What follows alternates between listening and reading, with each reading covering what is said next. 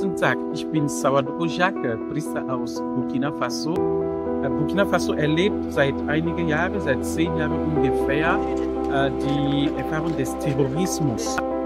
Viele Christen werden oder sind verfolgt und ein großer Teil der Bevölkerung ist auf dem Flucht.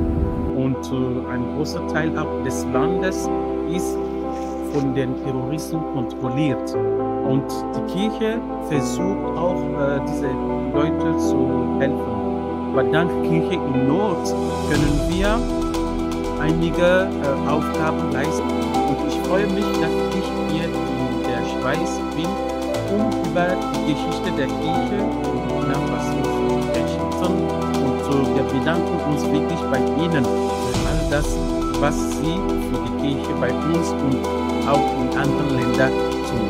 Vielen Dank und mit Gottes Segen.